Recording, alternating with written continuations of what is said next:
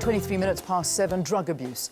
It's been proved to be an international problem, and the Central Drug Authority of South Africa claims that drug usage in South Africa is twice the world norm. Based on the current population of 53 million, 15% South Africans are said to have a drug problem. I do think that figure could be even higher. With this year's theme campaign being Listen First, the United Nations Office on Drugs and Crime aims to increase support for prevention of drug use globally. Well, joining us in studio, I've got Roberto Ferrero and Laura Brady. They're both from Phoenix House, and also joining us here on the program is Kabelo. And Kabelo, as you do know, Mabalane is an anti-substance abuse activist, and it's always a pleasure to have you here in studio. Thanks, and thank you so much to both of you for coming. I spoke about the figures of being 15% in South Africa. All of you looked at me as like, no, definitely not. It is much higher than that. I mean, what are you working towards? What do you think it looks like?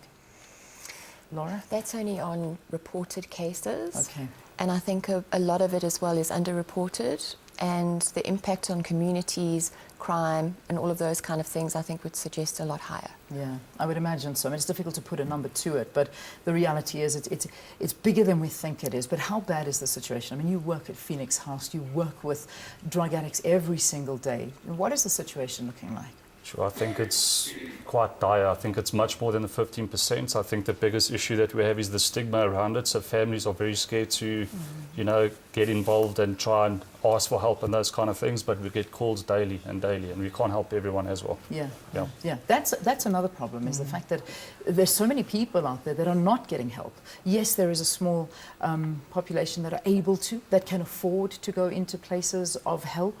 But a lot of people are out there trying to fight this on their own, and it's almost an impossible task. He raises a very valid point, the stigma issue. I mean, my conviction is this, Lee, that, when we started dealing with the HIV problem in our country, if you remember not too long time ago, we had the stigma issue with people coming out and actually admitting that they had family members, struggling with the disease. It's only when we destigmatized it and people came out. If you remember, Nelson Mandela came out and spoke about his son, and then we started actively dealing with, the HIV pandemic in our country. The same thing needs to be done with drug addiction. People need to come out, people need to speak out. And, the 26th of June is International Drug Awareness Day. Yeah. And this day needs to be amplified on the same level as World AIDS Day. We all know the 1st of December comes around in our country. It's World AIDS Day. And I think we've done pretty well in terms of tackling, the HIV pandemic in our country. But if we don't, amplify and make a noise even more so about the 26th of June and start to admit amongst ourselves that we're struggling with this problem, we're going to be in really, really deep trouble. Yeah, we certainly are. And I mean, it's amazing. I mean, we bring up one story and we talk about what's happening in the news, and our former colleague here and former board member, Hope Sinde, being killed. We obviously don't know all of the details of the story, but her son is now in psychological evaluation. Talk of crystal meth being found on the scene. This is a common story, unfortunately. Obviously getting headlines because it's such a high-profile woman. But, in terms of these kind of stories, the family, what they go through, murders that take place, children that are abused, what is the scenario? What does it look like? I think it's very underreported. I think it's a lot more common than we'd like to think it is, especially in underprivileged communities. And frankly, there aren't enough substance abuse treatment centres offering government-subsidised beds and that kind of thing for those poor people. How many subsidised clinics do we have, or centres do we have? Sanka is semi-subsidised by the government and an NPO. And I know that there is talk of rolling out additional rehabilitation facilities, but that hasn't really been, there's not really a plan in place as far as I understand. Okay.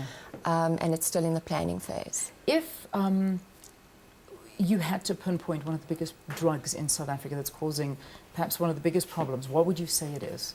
Sure, for me, I think it's possibly between crystal meth and cat in South Africa, I think. Aggressive. Yeah. Is that this drug that is highly addictive, makes you very aggressive? Yeah, I think it's probably one of the most addictive drugs, but it's not the one that one would start with. So it's probably weed. Marijuana is probably also one of the drugs that are abused quite a lot. Yeah. But then it does end off at crystal meth, in my opinion. Okay. Yeah. But we forget about, alcohol, Yeah. Yeah. Because it's so glamorized in our society. Yeah. I really believe that's the gateway. The problem starts there. It starts with the drinking, and then, it follows on to all those other things. Other So let's habits you not, can pick up. let's never forget that, alcohol is also a big thing. Kabelo, if I had to, so I've got like a minute, or not even, 30 seconds to headlines, but if you look at what needs to be done, is it tackling the dealers? Are we not getting to the dealers enough? You hear people talking about how police are involved, and I know I'm making a sweeping statement, but this is some stories that come out of the ground. What's the problem? I think, I think we need to do what you can do. I sit here in a position with the platform that I've been blessed with. On the 26th of June, I'm creating awareness. I'm leading a march from John Voster Square Police Station to the Jeppies Town Police Station. We're going to hand over a memorandum to the Commissioner to basically ask the law enforcement agencies to sweep up after us, because we can create as much awareness as we want. But if the law enforcement agencies aren't doing and sweeping up after us, we're in deep trouble. Yeah. I have a mantra. I say it takes one generation to keep quiet for the next one to be wiped out. So people, please come out on the 26th of June. On Sunday, it's International Drug Awareness Day. I'm leading a march. Come out in your numbers. Let's destigmatize this disease. Come out and let's fight this monster. Fantastic. It's a partnership with the SABC. Please do get down there on the 26th at the John Voster Police Station, and that memorandum handed over to the police to do more. Kabelo Mabalane, thank you for talking to us from Phoenix House. Roberto Ferrero and Laura Brady, thank you very much. Keep up the amazing work that you're both doing. Thank you. Thanks, All right.